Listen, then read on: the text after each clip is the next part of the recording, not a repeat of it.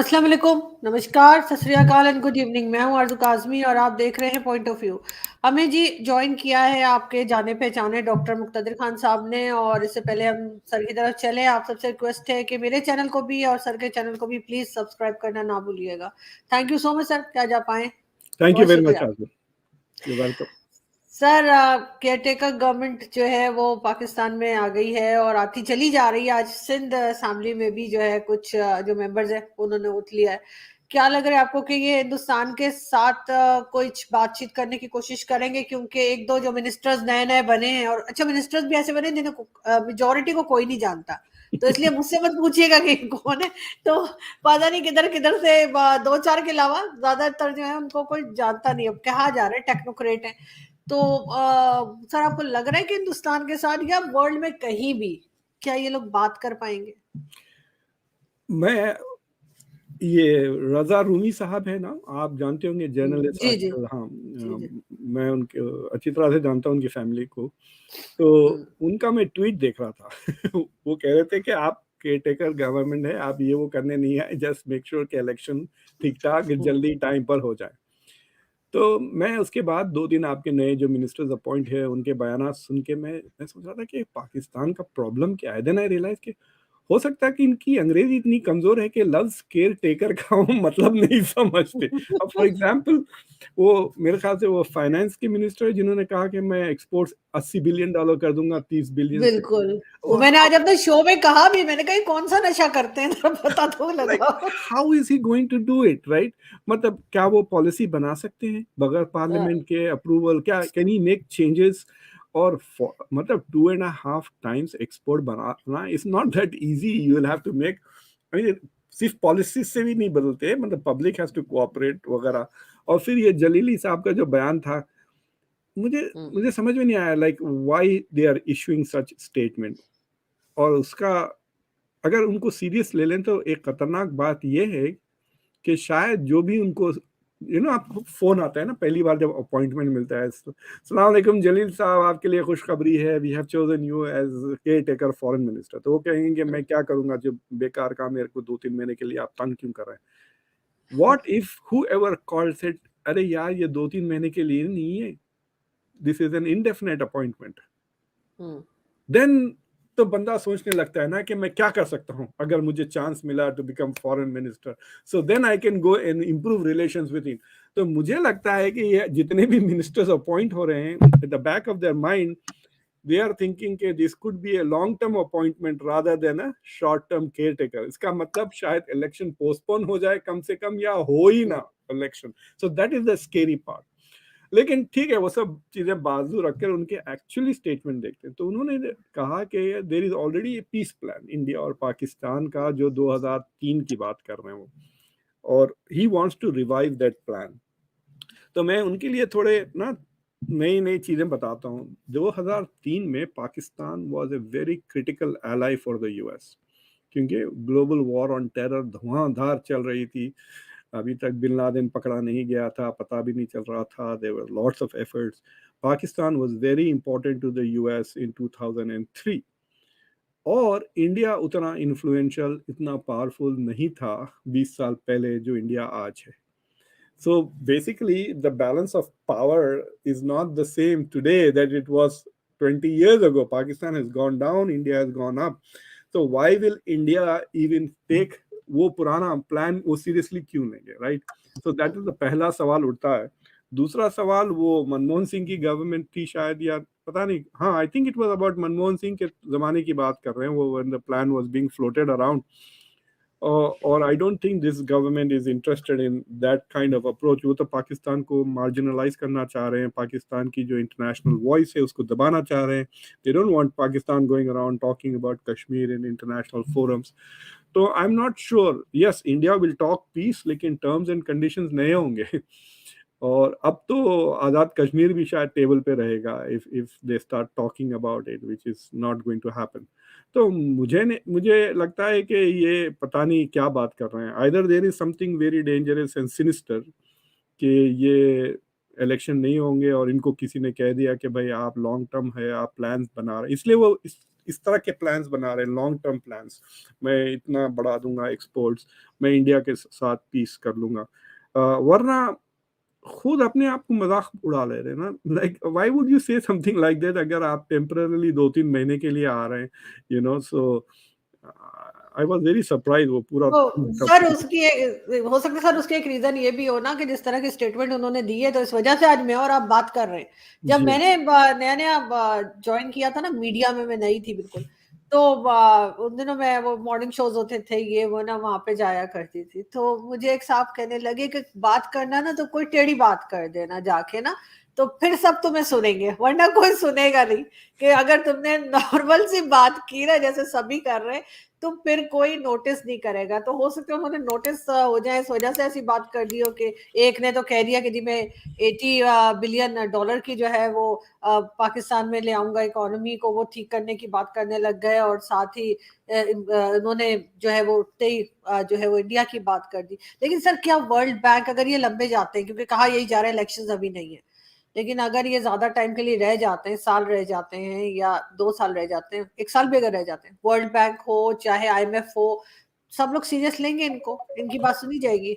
नहीं सर, ये तो नहीं होगा सर। फॉर एग्जांपल अगर आप देखें, शहबाज शरीफ की गवर्नमेंट भी कई प्रपोजल्स लेकर आई थी पिछले दो हम्म तीन महीने पहले। सो लोगों का क्या रिएक्शन था, अरे ये तो जा रहे हैं 5-6 महीने में, या इलेक्शन अगर होगा तो क्या ये जीतेंगे। So it's like saying your uncertainty की वजह से आप अपना हाथ रोक लेंगे। तो केयर टेकर गवर्नमेंट के साथ आई डोंट थिंक एनी इंटरनेशनल मतलब कोई मुल्क या कोई इंटरनेशनल ऑर्गेनाइजेशन ऐसा कोई परमानेंट माहिदा भी नहीं कर। और लेजिटिमेसी का भी सवाल है ना, ये अगर कोई सीरियस ट्रीटमेंट करते हैं और फिर लेट्स से कि पीटीआई जीत के आ जाती है 2 साल के बाद, 1.5 साल के बाद, हम्म and they say we disagree, we will not honour all this agreements made by this caretaker government, क्योंकि by definition I don't think they are authorized to make big changes। वो basically इलेक्शन करवाएं और keep things as they are, ताकि the next जो elected government आएगी उनका हक बनता है, उनके पास राइट होता है टू डू दिस। ये जलीली साहब मुझे इंटरेस्टिंग इसलिए भी लगे कि I think they are trying to copy Jaishankar, क्योंकि ये भी फॉरेन सेक्रेटरी रह चुके हैं, ये भी एम्बेसडर रह चुके हैं, राइट। तो अब उनको फॉरेन मिनिस्टर बना दें। So I think whoever made a choice they are thinking अरे चलो he might be India Pakistan doctor Jaishankar. तो देखते हैं कि नाम भी उनका जैसे है, वी शैल सी के वो जयशंकर निकलते हैं या जोकर निकलते हैं, वी विल नो सून कि इसके बाद। बट चांसेस तो है। सी फॉर एग्जांपल मैं आपको बताता हूँ, अगर लेट्स से कि इनको 2-3-4-5 महीने मिल भी जाते हैं and they do something significant, so अगर उनके कौन फोन कर, उनके कोई जानने वाले या मतलब उनकी पार्टी टाइप कोई चीज अगर आ जाती है पावर में, then they could become a serious contender. तो मेरे ख्याल से वो इस तरह भी सोच रहे हैं कि मुझे मौका मिला है, मैं बताता हूँ मेरे पास क्या टैलेंट है, क्या कैपेबिलिटी है, and hopefully the next government will give me a ticket and then. लेकिन अगर ये केयरटेकर है तो ये शायद इलेक्शन नहीं लड़ सकते ना। तो फिर नहीं नहीं सर, हाँ हाँ, बिल्कुल। तो फिर इनको फिर से दोबारा इलेक्शन करवा कर, मतलब कहीं से किसी बंदे को रिटायर वगैरह रिजाइन करके फिर इनको लेकर आना पड़ता है। so I think either we should not take them seriously, या we should assume that they have been told कि भाई आपकी जरा लंबी जाएगी appointment, longer than what people think. Sir पहले तो बात ये होती थी ना कि एस्टेब्लिशमेंट लेकर आइए, इमरान खान की भी टाइम पे भी यही कहा जाता था कि इमरान खान को कहा जाता था कि लाडले हैं और इनको जो एस्टेब्लिशमेंट लाइए। नवाज शरीफ के लिए भी काफी हद तक यही बात होती थी। अभी जो इस वक्त केयर टेकर गवर्नमेंट आई है, प्राइम मिनिस्टर से लेकर और ये जो फॉरेन मिनिस्टर हैं, इन तक यही कहा जा रहा है कि ये पूरी की पूरी टीम जो है, ऑलमोस्ट 2-4 को छोड़ के शायद पूरी टीम ही जो है वो एस्टेब्लिशमेंट की है, और बहुत क्लोज भी समझे जाते हैं। तो सर इनकी जो स्टेटमेंट्स होंगी, ये जो बात करेंगे किसी भी कंट्री के लिए, चाहे वो भारत हो या किसी पॉलिसी को लेकर, तो क्या उसको ये नहीं समझा जाएगा कि ये एस्टेब्लिशमेंट बता रही है इनको, उधर से डिक्टेशन आया है, ये अपनी मर्जी से कुछ नहीं कर रहे? हो सकता कि लेट्स से कि अगर इफ यू अज्यूम कि this is a front for the establishment, तो हो सकता कि the military is sending a signal. But मतलब अगर आपके जनरल मुनीर साहब if he wants to send a signal to India, वो एक डिप्लोमेटिक केबल भेज दे सकते हैं, like why does he have to go through mister Jalil वगैरह। आई कैन टेल यू के अनलेस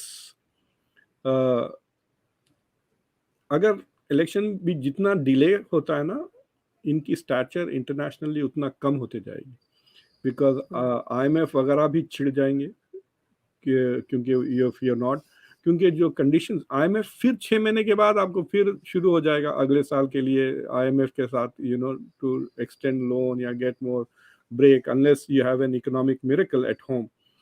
तो मुझे नहीं लगता कि they will be able to achieve much in the international arena अगर वो इलेक्शन लेट कर देते हैं। IMF चिढ़ जाएगा, वर्ल्ड बैंक चिढ़ जाएगा, US भी चिढ़ जाएगा, स्टेटमेंट्स आने लगेंगे, why aren't you having elections. So election तो इनको करवाना है, चंद महीने वो सिक्योरिटी का बहाना करके वो डिले कर सकते हैं, but they can not delay it for too long, वरना एटलीस्ट इन द वेस्ट में और डिप्लोमेटिक सर्कल्स में they will not be taken seriously. बिल्कुल सही। लेकिन सर बीच में हम ये भी देख रहे हैं पाकिस्तान में तरह तरह के, खैर पहले भी हुआ करते थे, प्रोटेस्ट वगैरह चलते थे, पॉलिटिकल रैलीज चलती थी, एक इलेक्शन का माहौल तो बनाया जा रहा है। लेकिन अभी रिसेंटली हमने देखा कि एक दिन पहले जो है वो जो पश्तून मूवमेंट के हैं मंजूर पश्तीन, उनकी तरफ से देखा गया कि उन्होंने एक पॉलिटिकल रैली की अपनी, और उसमें फौज के खिलाफ नारे लगे, और उन्होंने यहाँ तक बोला कि बांग्लादेश के लोगों ने जो है यूनिफॉर्म उतारी थी इनकी, या पैंट्स उतारी थी इनकी, और हम खाल उतार देंगे। सर कभी सोचा नहीं था कि इस तरह से भी जो है वो पाकिस्तान में बात की जा सकती है। तो ये जो चेंज आया है, बल्कि मैं आपको वो क्लिप, अगर आप मुझे परमिशन दे, मैं आपको वो क्लिप दिखाना चाहूंगी, फिर हम बात करते हैं। हमें किसी और शक्ल में इस्लामाबाद आने पर मजबूर न करो, मगर अगर ये जर्नल न आईन मानते हैं, न इस्लाम मानते हैं, न रवायात मानते हैं, सिर्फ बदमाशी मानते हैं, फिर हमारे पख्तूनों का तारीख सुनो कि बदमाशों का हम क्या हाल बनाते हैं। बंगालियों ने उनके पख्तून निकाले थे, अगर पख्तून और बलोच उनके चमड़े निकालेंगे अगर सर कभी देखा नहीं इस तरह से कि ये किस्म की बातें जो हैं वो पाकिस्तान में चली हो, या किसी की इतनी, कहना चाहिए इतनी जुर्रत हुई हो, इतनी हिम्मत हुई हो। अलग से तो हो सकता है कि लोग कुछ कहते हो, लेकिन ऐसे पॉलिटिकल रैली में खड़े हो के, बल्कि एक विद योर परमिशन में एक क्लिप और दिखाऊंगी। रोका जा रहा है जैसे कि आप दहशत करते हैं, जबकि आपके घरों तक तालिबान वापस आ चुके हैं, क्योंकि जो असल दहशतगर्द है वो CHQ में बैठे हुए हैं। मैं आज 3 मुतालबात में रखती हूँ। सबसे पहले कि ये डॉलरी जंगें बंद की जाए, दूसरा कि तमाम लापता अफराद को सिर्फ और बाहिफाजत कामयाब किया जाए, और तीसरा कि तमाम जर्नैल जिन्होंने इस मुल्क के साथ गद्दारी की है, जिन्होंने आपके साथ गद्दारी की है, उनके कोर्ट मार्शल किए जाए। मैं अपनी बात का इख्तिताम एक नारे से करूंगी, और मैं चाहती हूँ कि उस नारे का जवाब CHQ तक सुना जाए। ये जो दहशतगर्दी है, बहुत शुक्रिया। ये जो नारा है ये तो काफी पुराना नारा है ना, ये जो जी बिल्कुल। लेकिन सर ये लगा करता था इंडिया में, हम सुनते थे, इंडिया से लोग कह रहे हैं, चाहे वो पैनलिस्ट हो, चाहे इंडिया के जो बात करते हैं वो लोग हो, लेकिन अब ये खुल्लम खुल्ला यहाँ पर बात हो रही है। आपके ख्याल से ये चेंज क्यों आया है पाकिस्तान में कि अब लोगों में इतनी हिम्मत हो गई है? देखिए मेरे ख्याल से ये तो दरवाजा इमरान खान ने खोला है ना, मतलब इससे पहले, मतलब इमरान खान के पहले 6 महीने में भी ही वाज होपिंग कि फौज उनके खिलाफ, मतलब इनके तरफ हो जाएगी, so he was just targeting Bajwa को और किसी और को, बट उसके बाद he started targeting the army, और आर्मी के खिलाफ बातें बोलना और आर्मी के खिलाफ चीज़ें कुछ भी करना बहुत आसान।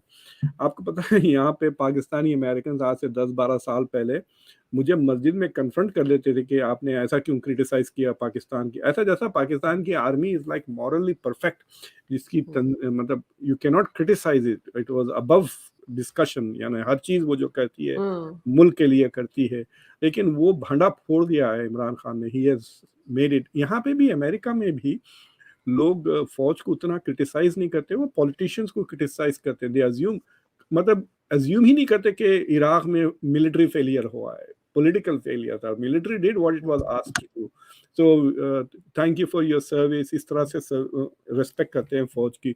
लेकिन इन्होंने मेरे ख्याल से फौज की जो लेजिटिमेसी है वो परमानेंटली खोल दी है। और जिस तरह से वो मतलब कह रहे हैं कि वो तो पैंट पतलून उतारी, मैं तो खाल उतार दूंगा, इन बंदों पे नजर रखें, विल सी के फौज करती क्या है इंडिविजुअली, क्या उनके ऊपर आपकी याद है इमरान खान के जमाने में फौज को इंसल्ट करने के लिए लोगों के ऊपर केसेस जारी हो जाते थे। सर ये तो कई बार जेल जा चुके हैं, मंजूर पश्तीन को तो कई बार जेल से आना जाना उनका लगा रहता है।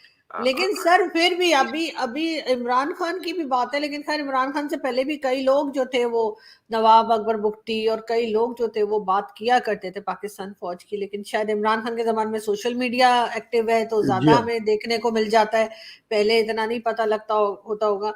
लेकिन कोई चेंज आएगा इससे, इन बातों से आपको लगता है कोई प्रेशर बनेगा फौज में? नहीं, फौज के ऊपर तब्दीली नहीं आएगी। फौज का चक्कर ऐसा है, इट इज लाइक सेइंग कि एनी चेंज अगर फौज एक्सेप्ट करना शुरू कर दी तो मतलब देखिए, फौज आपके मुल्क को से रिसोर्सेस एक्सट्रैक्ट करती है, जिसके वजह से फौजी बनना एक बहुत ही प्रॉफिटेबल एक्सरसाइज है पाकिस्तान में बनिस्बत। आपको याद है थोड़े दिन पहले किसी ने वीडियो बनाया था एक इंडियन जनरल के घर का, कितना वो ना सिंपल लाइफस्टाइल था उनका, मेजर गौरव ने बनाया था जी। हाँ, so it was such A simplistic lifestyle. So India में फौज, अगर आपको पैसा कमाना है तो आप फौज में नहीं जाते यू नो। सो पाकिस्तान में it's a different thing. You can realize that it can be a very profitable exercise. In fact, आपके पास की जितने भी गवर्नमेंट के एम्प्लॉयज हैं, दे मेक, मतलब उनकी जो आमदनी है वो अब उनके रिलेटिव अगर दूसरे मुल्कों में देखें उससे बहुत ज़्यादा है, क्योंकि वो एक्सट्रैक्ट करते हैं सोर्सेज। अगर फौज ये चीज़ें नहीं करी ना तो देन उसका स्टैचर खत्म हो जाएगा। मतलब इट्स लाइक सेइंग कि आपने सिविल और मिलिट्री का बैलेंस रिस्टोर कर रहे हैं ना, यही तो पूछ रहे हैं आप कि बैलेंस रिस्टोर होगा या नहीं। दूसरी चीज ये है कि जिस तरह से फौज को नेशनल सिक्योरिटी की पॉलिसी बनाने का हक दिया गया है, that has to be taken away. समझे ना, आप पॉलिसी नहीं बना सकते, पॉलिसी तो गवर्नमेंट बनाएगी, आप पॉलिसी को इम्प्लीमेंट करें। तो ये जो सारे मतलब इन्होंने सांप पाल रखे हैं ना, जो बैकयार्ड्स हैं, हिलरी ने कहा था, वो ये सांप उनको ही काटने के लिए अब दौड़ रहे हैं, because you are not giving them what they want. और मेरे ख्याल से ये जो टीटीपी का प्रॉब्लम है 2014 से चल रहा है, उससे पहले भी थे। 1990s में अगर आप जाके देखें, निज़ाम मोहम्मदिया बल्कि मूवमेंट्स होते थे इसी इलाके में, right. So this is even predate, अगर आप तालिबान से पहले से चल रहा है ये मसला, इज नॉट समथिंग न्यू। तो मुझे लगता है कि मतलब मैं एक सिंपल सी सोल्यूशन देता हूँ which is very difficult to implement, कि ये जो मजहबी एक्सट्रीमिज्म है ना, उसका नतीजा है ये पॉलिटिकल एक्सट्रीमिज्म और टेररिज्म।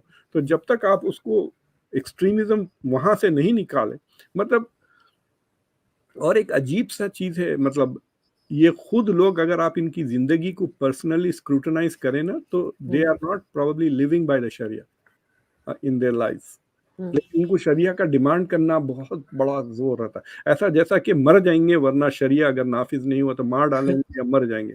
लेकिन जब आपको फ्रीडम है कि आप अपनी जिंदगी में चलाएं, जैसा कि अमेरिका में मेरे को कोई नहीं रोका नमाज पढ़ने से या रोजा रखने से या शराब नहीं पीने से, I can follow the rules on my own, मुझे लॉ की जरूरत नहीं। तो एक किस्म से एक आई डोंट अंडरस्टैंड कि ये कैसा एक बहाना, सियासत का एक बहाना बन गया है मजहब, और उसको वेपनाइज कर दिया है इन्होंने। पीपल हैव टू रिकग्नाइज कि ये एथनिसिटी का चक्कर है। ये जो पश्तून है, it is not about religion, वो बहाना रिलीजन का ले रहे हैं। But I think Pakistani government should just ignore the Islamic rhetoric और इसको एथनिक एक्सट्रीमिज्म और जिस तरह से लोग, जैसा बांग्लादेश बना, वो इस तरह से ये पख्तूनिस्तान बनाने के चक्कर में हैं वो। Basically that is what they may have an Islamic government या they may become democratic, वो बात की बात है। तो they should treat it basically as secessionist separatism, ethnic separatism की तरह देखना चाहिए ये मूवमेंट्स को।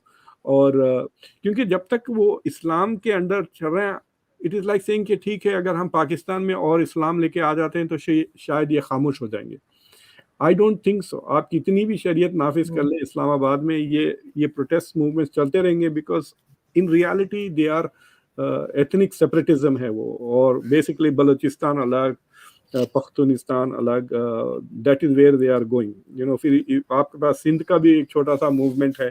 So it is a failure of national integration कह सकते हैं। बिल्कुल ऐसा ही है, लेकिन सर जाहिर है गवर्नमेंट को इस तरफ देखना चाहिए, और जो मिसिंग पर्संस का इशू अगर उसको सॉल्व कर देंगे तो शायद काफी हद तक ये चीजें कंट्रोल में आ जाएंगी। ये भी हो सकता है, क्योंकि लोग काफी परेशान है मिसिंग पर्संस के इशू को लेकर। Thank you so much sir कि आपने ज्वाइन किया। थैंक यू, बहुत शुक्रिया। Thank you.